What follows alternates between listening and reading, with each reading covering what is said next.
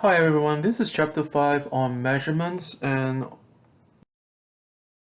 about the numbers that we collect or the numbers that we assigned to data that we collect to give them some characteristic. Okay, so numbers are important because it helps us to identify the information or the data that we collect, that we observe, and when we are able to measure the data, measure the phenomenon or the event that we are studying, we can then make comparisons. So later on in today's chapter, we'll see different ways of categorizing quantitative data, and in future chapters, we'll build on today's knowledge on how we categorize data, the different ways that we categorize them to help us make different comparisons. But more on that in a future chapter, but we'll cover the fundamentals in today's lecture. Measurements are important because it links the conceptual and the empirical. What that means is that the concept that we have in mind. So, for example, say happiness. What is happiness? So it's a concept, it's an idea. But when we can measure it, we are making the conceptual visible and becomes empirical because we can see it, we can observe it. So, for example, one way that we can measure the concept of happiness could be the number of times a person smiles. Okay, so if you are observing people and you want to see if these people are happy, maybe one way is to see how many times they would smile and as well as how long they smile. Would it be a very quick 2 second smile, or do they smile and then they continue to have that smile on their face for a substantial amount of time? So those are ways where we move from the conceptual into the empirical. We move from something that we think or what we hope to capture or to understand or to see, and we conceptualize it and make it something that's visible and something that we can capture. Just like in qualitative research, we want to capture what we see to become something that we can then empirically study and to demonstrate that the concept exists. Quantitative research depends on measurements, the numbers that we collect. So we say numbers for a number of times now. Let's see what numbers actually mean. Numbers can be anything that can be measured, things like a value can be some kind of intensity or degree. You see that numbers in this definition in the first information on the top of this slide, we see that there is some measurement in terms of increase or decrease in value or in depth or the extent. So, for example, say distance, 1 kilometer as compared to 50 kilometers. Okay, 1 kilometer and 50 kilometers, we know that 50 kilometers are more. Why so? It's not just the number is larger, it's not just the number is bigger, but it depends on the unit that we're comparing. We're comparing the same unit, which is kilometers, 1 versus 50. So there's some kind of incremental change from one to the other. And that is the essence of measurement. If we do not understand or if we do not have the unit, that means we're not giving it, assigning a value to the numbers, then the numbers by themselves are meaningless because they don't mean anything. So for example, if I say I have $50, okay, that's another example. If I have $50, but I do not tell you what currency that is, you only know I have $50, but you don't know how much it is. Maybe it's US dollars. Maybe it's not US dollars. Then if it's not US dollars, what does that mean in relation to US dollars? We need to have some kind of comparison that we will be able to ascertain or determine if that number is bigger or smaller. So measurements are when we assign numbers to certain attributes or characteristics that we want to measure, that we want to know the degree or the extent. But more importantly, we must have units. We give those units meaning, and those units help us to determine the data that we collected, how they measure and compare to one another. Measurements can also be very descriptive or evaluative. Evaluative will be more of the comparisons that we have talked about earlier. Descriptive could be just a demonstration of what it means. So, for example, we say this person is 25 years old. So it's descriptive. It can be very descriptive. It doesn't have any good or bad connotation to it. It's just descriptive. Our participants are between the ages of 24 and 28. So it's just descriptive. We're putting numbers to their ages. We're just describing their range.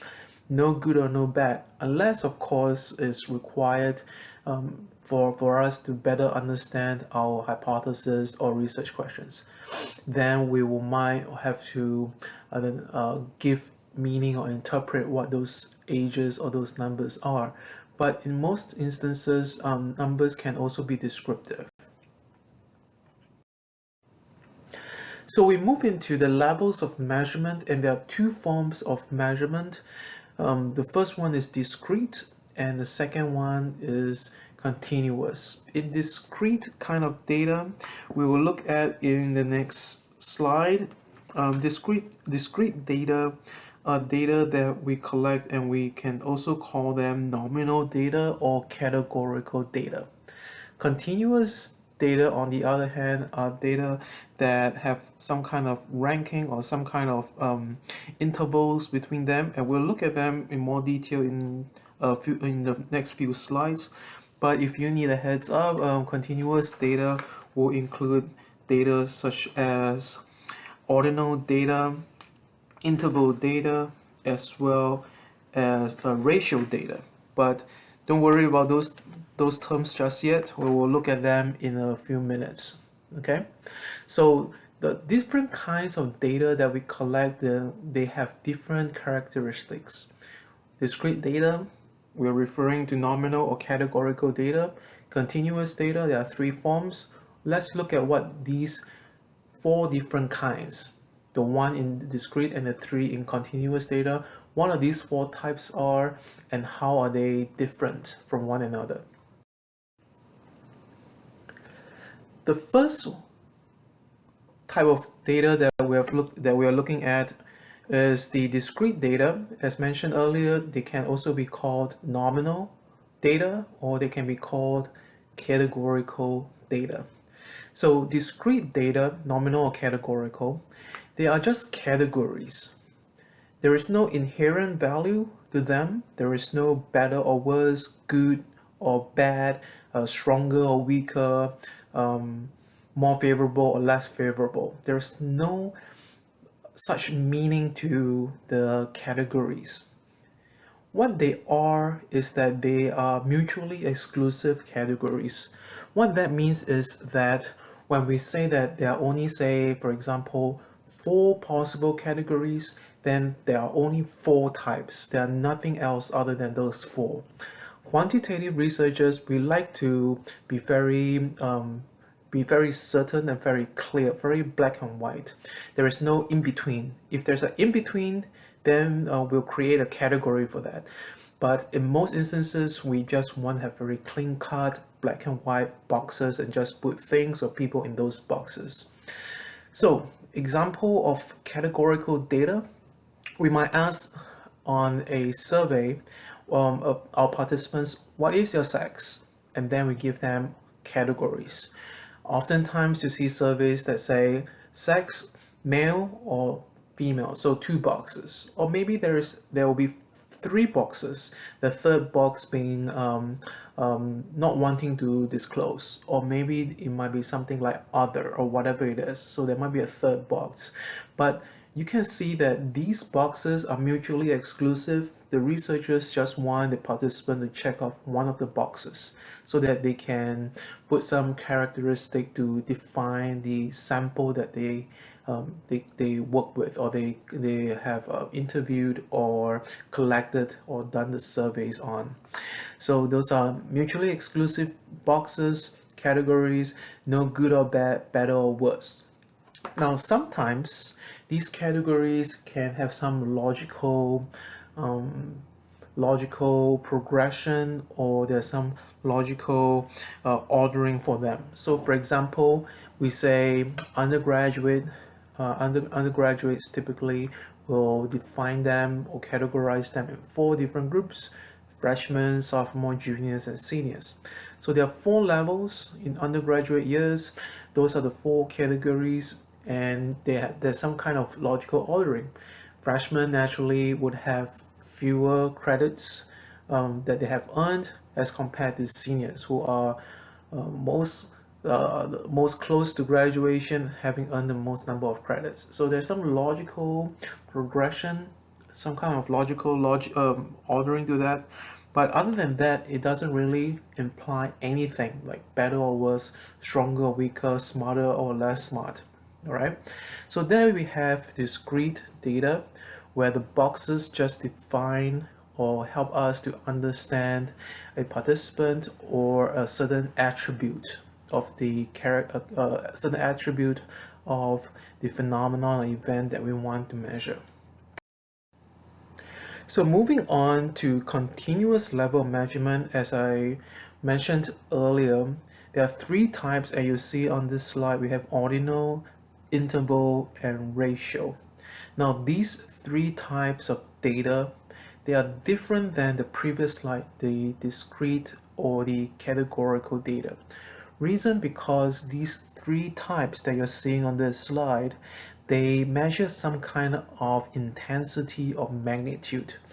What that means is that there's some gradients and some incremental change in the data that fall in these 3 types.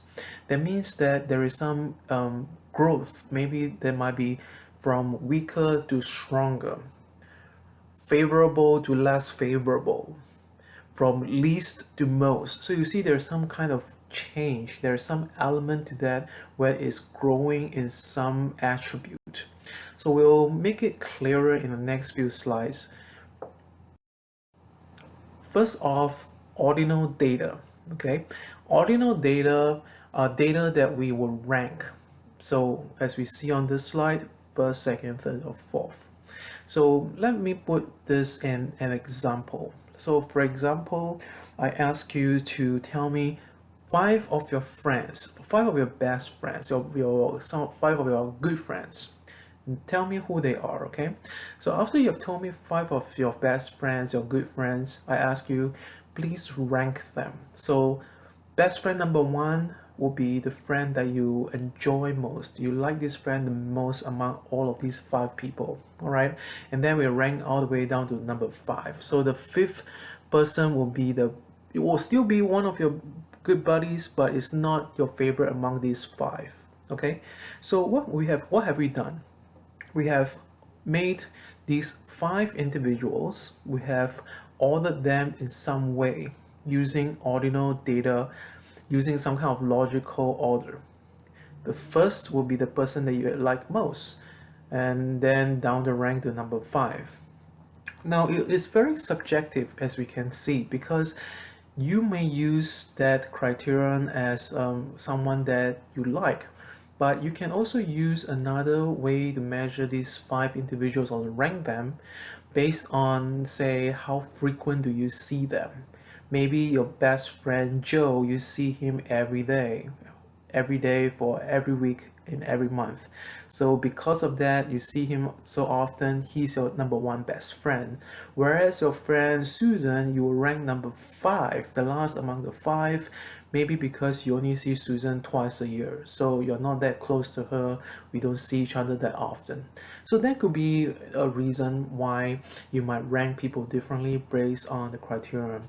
But what we can learn from ordinal data is that there is some kind of ranking, and the ranking helps us determine who do we like most, down to the person that we like least, and there's some other ways that we can compare. Another example, say the Olympics. When the swimmers are ready to go for an event, they start, they swim. The first one to reach the other end of the pool touches the wall. First person come in, that's the first swimmer, that's the winner. And then the next person who comes, who gets to the other end and touches the wall, who is number two, that's the second best swimmer in that race. So we see that ordinal data allows us to rank data. The ranks have some kind of relative meaning to it because of the positions. But we learn one thing that is different from the other types of continuous data that we'll look at later on, is that these rankings do not tell us what the distances mean. So if you think about the example of an Olympic event, the event starts, the swimmers dive into the pool, they start swimming, trying to reach the opposite end of the pool. First person touches the wall. Second person touches the wall, that person was 0.2 seconds behind. The third person who touches the wall, that person was 2 seconds behind the second person. So you see that the difference between the first and the second person as compared to the second and third person, they are all different. The intervals are different, yet they are ranked first, second, third, without regard to the intervals between each of these three swimmers. So ordinal data is great. It tells us some kind of ranking, some kind of the relative positions that the swimmers are in, but ordinal data do not tell us how far apart they are. And so we'll look at that in the next set of type of data. But before I get there, let me touch on the last point on the slide, which is zero does not exist in ordinal data. And you can imagine why. The first example that we talked about, tell me your 5 best friends and then rank them. You cannot have zero because you have to rank all 5 of them. In an Olympic event, the swimmers swim, usually there are 8 swimmers. Someone's gonna come in first and second and third right through the last swimmer. So there's no zero. So zero is not recognized in ordinal data because it is force ranked. You must have must have a first, second, right through the last person on the list. All right, so let's look at the second type of data, and this type of data will give us a little bit more insight into the intervals between each data point.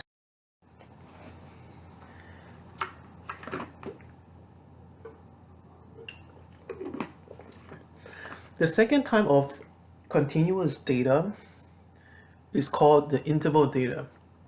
So again, interval data, just like the previous one that we looked at, the ordinal data, there's some kind of order to it. There's some degree of favorability or some kind of strength, increase of strength, or increase in some kind of dimension, like the number 1 best friend right through the number 5 best friend, Olympic swimmers, the number 1 top swimmer, right down to the last person who comes in.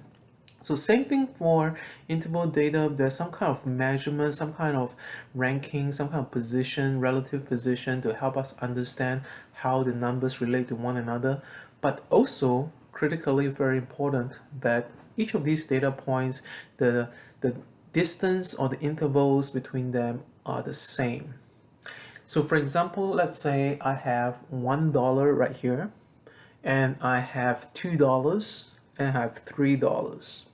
Okay, you can see that $1, $2, and $3, they are all separated by the same interval, which is $1. What's the difference between $1 and $3? That will be $2. You see that when we use those concrete numbers to identify the number of dollars that I have, those intervals are equal, they are the same. We know that $3 is $2 more than $1, and it is $1 less than $1 more than $2. So the intervals are equal, are the same, and we can measure them and know that how much the differences are in relation to one another. Interval data also recognize 0. So we can have $1, $2, $3, but we can also have 0. No money, no dollars available on the table. So 0 is acceptable in interval data, but 0 is not acceptable for the previous type of data, which is ordinal data. So far we've looked at ordinal data, interval data, and next we'll look at the third type of data, which is ratio data. But before we get there, we will give you a few examples of interval data. All right.